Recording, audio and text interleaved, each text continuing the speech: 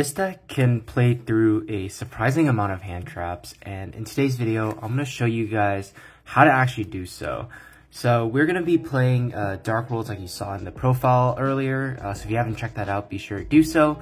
But we're going to be trying to go up against Ash Blossom and Infinite Impermanence, which are going to be the two most common hand traps this format that you're probably going to run into, and most decks are probably going to be playing this. So just want to show you guys how to actually play through these or play around these.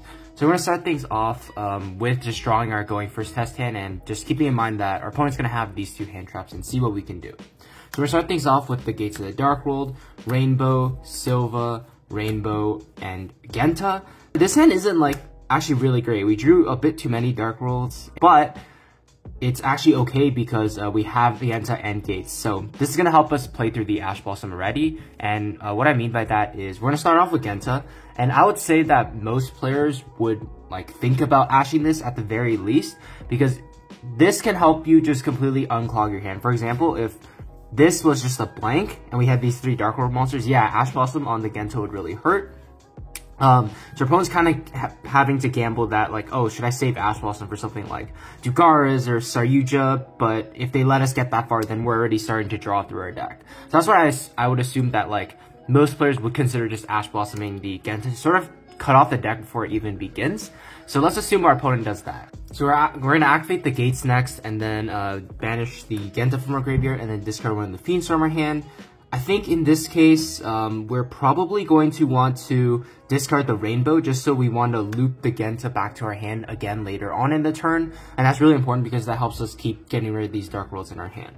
So we're going to discard the Rainbow, draw a card. That's going to draw a Silva, which is actually really bad. So you can see our draws are terrible, but despite that, we're still going to be able to do stuff. So in a new chain, we're going to activate the Rainbow 1, Genta 2, Genta summon itself back. Rainbow's going to search a level 5 or higher Dark World. The only one left that we can search is Grapha. Grapha's great to get into rotation, keep helping us loop these Dark World monsters as well. But now the important part is we have access to Genta once again, because we can just bounce it with Rainbow, activate the Genta again because Genta's not once return, search another copy of Gates of the Dark World, activate another copy of Gates, and then from here we have a chance to dig into another potential card once again. So I think at this point it has to be Silva, because we're going to need the extra body just in case for Genta. So we're going to pitch the Silva, draw a card, draw Nessie, which is huge, activate the Silva to summon itself back, and then from here, now that we have a danger, we should be able to keep going. Alright, so we're going to be activating the danger Nessie, and then we're going to roll dice from 1 to 4, see what we hit. We're going to hit a Rainbow, which is decent, as long as we don't draw a Grapha, because we'll summon out the Nessie, draw a card, draw a Lure, activate Rainbow. Rainbow's going to allow us to add the last copy of Grapha in our deck. So now we don't really have any more Rainbow searches, because unfortunately we just hard drew all of our targets. So from here, we have access to Allure of Darkness to keep digging for those potential extenders. So that's what we're going to fire off right now. Activating the Allure of Darkness to draw 2 cards, drawing a Chupacabra and a Thunderbird. Since we only play 2 Grapha, I would consider just banishing the Silva, because we have access to one from our grave with Rainbow anyways, and we want to keep Graphas in rotation because we're potentially going to be banishing them off our Quick Play Fusion spell. So we're going to banish the Silva, and then from here, we're going to Rainbow bounce the Silva back to our hand, just so we have maximum chance to not hit these danger monsters. So here's a gamble part, because you have 2 level 8s on the board. You could easily get out another level 8 on the board, but there is a potential chance that you do hit it. But even then, I think it's still okay because we have another danger. So I think we're just going to leave what we have here and hope to summon the Thunderbird out. We're going to go 1 to 5. We're going to roll our dice again. It's going to hit 2. It's going to hit Grapha, which is pretty solid. Summon itself out. Draw a copy of Genta. That's actually pretty good. We can just fire off the Genta right now, getting access to our last Gates of the Dark World to thin out our deck a little bit more. And then from here, we can bounce back the Rainbow to our hand. Just so we have extra cards in our hand, and it's just free at this point, so you may as well. And then from here, we're going to overlay the 3 monsters, which are all level 8, for a copy of Coach King Giant Trainer. So we're just going to assume our opponent has the Imperm here because, well, you don't want me to draw 3 cards in Dark World. So let's say our opponent has Impermed our Giant Trainer. So at this point, our opponent has used both Ash Blossom and Infinite Impermanence. And the crazy thing is, we do have access to another Gates of the Dark World. So we're just gonna activate the copy of Gates, I'm going to end up discarding the copy of Silva and then banishing the Ganta, drawing a card, drawing Jackalope, activating Silva effect to summon itself out, and then from here we can graph up, bounce back the Silva, so we have more fodder in our hand for the danger monsters. And at this point, since we do have Chupacabra, we want to consider putting a danger monster in the graveyard just in case we do miss. So I think the perfect link for that is going to just be Muckraker, because we can get rid of the Giant Trainer, which isn't doing anything, as well as the Danger Nessie to put it into the graveyard. We're not going to use the Muckraker effect until like the very end of the turn, but this is sort of just there to get the stuff into the graveyard. So we're going to activate the Chupacabra next, rolling dice from 1 to 5. We're going to hit 5, so we're going to hit Silva, summoning itself out, draw, activate Silva effect. This is probably one of the best draws in our deck because we can just keep going. So we're going to activate the Foolish Burial, and Foolish Burial is going to allow us to send a copy of Zephyros the Elite from our deck to the grave, and this is where it starts to get crazy because Zephyros is going to be able to bounce back the copy of Gates of the Dark World to our hand, and then from here we're going to be able to overlay these two for a copy of Dugaras to keep drawing, and then activating the Dugaras, we're kind of hoping to draw into a copy of Dark World Snow because we want to start seeing access to like our fusion spell and stuff. So we're going to do a cut, draw 2 cards, draw Archives and Salamander, which is not terrible. We could just end up discarding the Grapha from here just to get it into the graveyard, since unfortunately Rainbow just is dead at the moment. That's okay though, because we're going to be able to use the copy of Rainbow, bouncing this back to the hand, and then I think we're going to leave this on the field for now. We're going to activate the copy of Gates of the Dark World, activate Dark World Archives, and then Gates of the Dark World is going to allow us to banish Chupacabra from our grave and discard a card to Dark Fiend monster, draw one. So we're going to do this, draw a copy of Ceruli, which is really interesting because now we're going to activate the copy of Silva, and you probably don't want to use Archives just yet because we did just draw into Ceruli. We can start going for the hand loop now. Summon back the Silva. You want to get the Silva back into your hand, so graph up, bounce it back to your hand. And then from here, just very simply, you can just go Dark World Archives, discard Ceruli to boost everything's attack because we do have Dark World monsters on the field. That's going to trigger both the Ceruli as Chain Link 1 and the Archives as Chain Link 2 to discard a card, draw 2. So we're just going to get rid of the Rainbow to draw 2 more cards.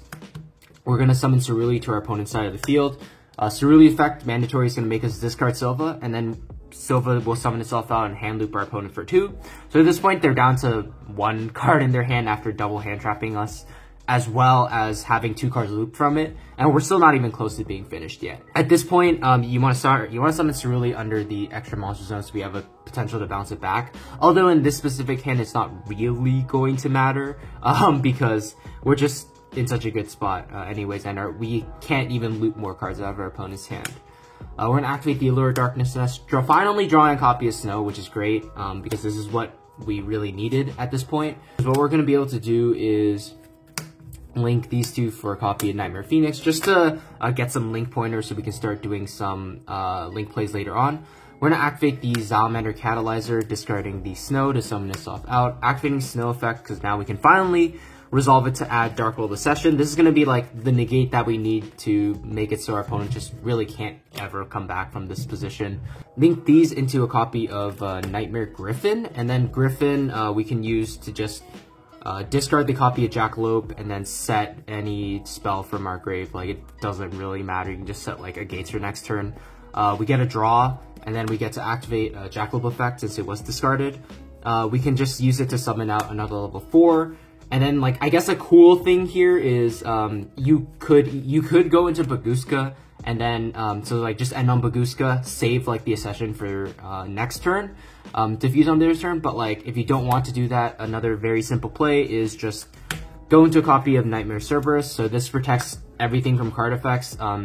This Muckraker can protect everything from battle, essentially. So there's just a whole layer of protection that our opponent has to deal with. And then we still have the copy of Accession. Banish Grapha, banish any dark monster, and then summon this, so that's an Omni Negate. And I don't think our opponent's playing through an Omni Negate and then a Griffin with like just 2 cards. Our opponent's probably not going to break the board, and I think we just win the game from here. So hopefully that gave you guys a better idea of how to actually play through hand traps and sort of the thought process I'm going through when I'm playing the deck. Of course, I'm not the best Dark World player, but instead of playing Solitaire for 15 minutes, I just wanted to show you guys sort of what things to consider when playing the deck and sort of common points your opponent might save hand traps for. So just once again, as a quick recap, your opponent might just want to go for the route of stopping like your early plays from going off and stopping you from snowballing. Because you can see, like, once we started to get going, this Imperm just literally didn't matter. We committed 3 monsters to Giant Trainer, but even after getting Imperm, it just doesn't even matter. We just kept playing through it regardless. So yeah, whether your opponent is going to be saving like these two exclusively for Giant Trainer or Dugares, or like trying to cut your plays off early, you have ways around it, because no matter what they do, there's always a possibility you can play through it. So for example, if they start cutting you off early, well, if you have enough gas in your hand, you're just able to get past that hand trap and go into your other plays. But if your opponent just saves everything for like Coach King and Dugar as well, or Saryuja, well, it usually won't matter, because by then you're already playing the game and have a lot of snowballs. So it's just very difficult for these like regular hand traps to have much of an impact on Dark World for most of their hands. Of course, if you face like Dimension Shifter or Droll Mockbird, there isn't too much you can do. If you checked out the deck profile, I did mention a few things you can do to play around it, but at the end of the day, like, those cards are huge blowout cards for this deck, so a pretty big weakness of this deck would be those two. But yeah, hopefully you guys enjoyed this different style of test end video. If you guys enjoyed seeing like how to play through certain hand traps rather than just going like a going first and arbitrary going second one, do let me know in the comment section below. But with that being said, I just want to thank you guys so much for watching, and I will see you guys in the next one. Take care.